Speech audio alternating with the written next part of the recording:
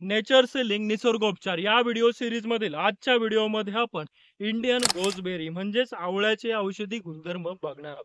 ज्या वेळेस हिवाळा चालू होतो, हिवाळ्यामध्ये हे आवळ्याचं फळ मुख्यत्वे जास्त मिळत असतं. आवळ्याचा आपण ज्यूस, मुरंबा, चटणी, पावडर किंवा मग हे वाळवून य- आपण याचं सेवन करत असतो. याची पावडर देखील मिळत असते.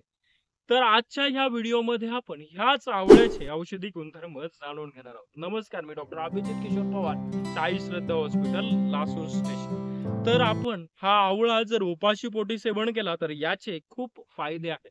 हा चवीला आंबट आणि तुरट आहे, पण हा पहिला फळ आहे की हे आंबट असून आपल्या ऍसिडिटी कमी करण्यामध्ये उपयोगी ठरणार आहे. याच्यामध्ये अनेक प्रकारचे विटॅमिन सापडत असतात. अनेक अँटीऑक्सिडंट सापडत असतात. पण मुख्यत्वे व्हिटॅमिन सी खूप जास्त प्रमाणामध्ये यामध्ये सापडत असतात. याच्यामध्ये व्हिटॅमिन ए आहेत, त्यानंतर फायटोन्यूट्रिएंट्स आहेत, आयर्न आहेत, क्रोमियम आहेत, जे आपल्या शरीराच्या आणि एकंदरीत आरोग्यासाठी उपयोगी ठरणार आहे. व्हिटॅमिन सीचा जर आपण विचार केला तर आपण 100 ग्रॅम जर हे घेतलं आपण आवळा, तर आपल्याला 20 संत्री मध्ये जेवढं व्हिटॅमिन सी मिळणार आहे तेवढं हे 100 ग्रॅम आवळ्यामध्ये आपल्याला मिळणार आहे. चला तर आता जाणून घेऊयात या आवळ्याचे औषधी गुणधर्म. पहिला औषधी गुणधर्म, ऍसिडिटी, ऍसिड रिफ्लक्स, अपचन दूर करण्यामध्ये आवळ्याचा ज्यूस उपयोगी ठरणार आहे. आपण प्रवासामध्ये जात असाल, प्रवासामध्ये आपल्याला उलटी आणि मळमळ होत असेल, तर अशा वेळेस जर आपण आवळा चावून खाल्ला किंवा हा वाळलेला आवळा याचं जर आपण सेवन केलं तर आपल्याला प्रवासामध्ये होणाऱ्या उलटी आणि मळमळ म्हणजेच मोशन सिकनेसचा त्रास होणार नाही. त्यानंतर कॉन्स्टिपेशन म्हणजेच बद्धकोष्ठता. आपली जर पोट साफ होत नसेल तर त्यासाठी जर आपण निरंतर सकाळी उठल्यानंतर आवळ्याची पावडर किंवा आवळ्याचा ज्यूस कोमट पाण्यासोबत उपाशी पोटी सेवन केला तर आपला कॉन्स्टिपेशनचा त्रास दूर होण्यास मदत होणार आहे. त्वचेसाठी सुद्धा हे आवळा खूप उपयोगी ठरत असतं. पिगमेंटेशन असतील, डार्क सर्कल असेल, पिंपल्स असतील, स्किनच्या विविध समस्येसाठी हे उपयोगी ठरणार आहे. आपल्याला काय करायचंय, आवळ्याचा ज्यूस आणि गुलाबजल आपण जर चेहऱ्यावर त्याचा लेप लावत राहिलो तर आपली त्वचा उजळून निघणार आहे, अँटी एजिंग प्रिव्हेंट करणार आहे आणि आपला चेहरा चिरतरुण राहण्यास मदत होणार आहे. आपल्याला केसांच्या वाढीसाठी सुद्धा आवळा उपयोगी ठरणार आहे.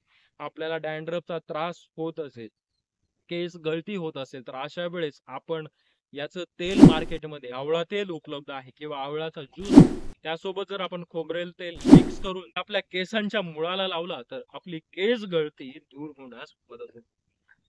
ब्रेन फंक्शन व्यवस्थित ठेवण्यासाठी, आपली मेमरी शार्प होण्यासाठी, बुद्धी वाढण्यासाठी, लहान मुलांची बुद्धी तल्लख होण्यासाठी सुद्धा आवळ्याचं सेवन त्यांनी केलं तर ते उपयोगी ठरणार आहे. याच्यामध्ये व्हिटॅमिन सी चं प्रमाण खूप जास्त प्रमाणात आहे आणि हेच व्हिटॅमिन सी आपली रोगप्रतिकार शक्ती वाढवणार आहे. खास करून लहान मुलांची रोगप्रतिकार शक्ती वाढण्यास मदत होणार. लिव्हर फंक्शन असेल, लिव्हर मध्ये पॅनक्रियाटायटिस जर झालेला असेल तर ते पॅनक्रियाटायटिसचं इन्फेक्शन कंट्रोल करण्यामध्ये आवळ्याचा ज्यूस आवळा उपयोगी ठरणार आहे.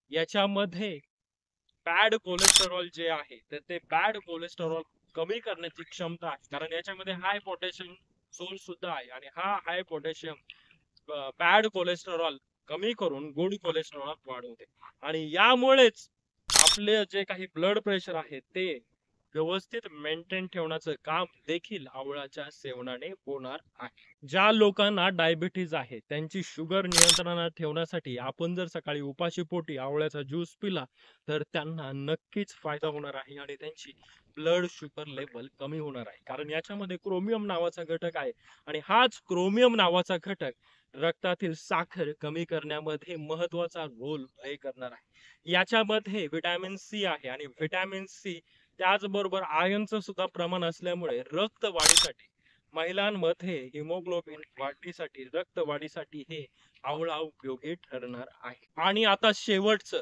आपल्या डोळ्याची जर नजर वाढवायची असेल तर डोळ्याची नजर वाढवण्यासाठी सुद्धा हे आवळा उपयोगी ठरणार आहे, कारण याच्यामध्ये व्हिटॅमिन ए जास्त प्रमाणात आहे आणि व्हिटॅमिन ए हे नजर वाढवण्यामध्ये महत्वाचा रोल प्ले करत असते. तर हे होते ह्या आवळ्याचे औषधी गुणधर्म. आपल्याला जर हा व्हिडिओ आवडल्यास या व्हिडिओला लाईक करा. हा व्हिडिओ माहितीपूर्ण असल्यामुळे जास्तीत जास्त शेअर करा आणि आपण आणखी माझं YouTube चॅनल डॉक्टर अभीज क्लिनिकला सबस्क्राईब केलं नसेल तर जरूर सबस्क्राईब करा.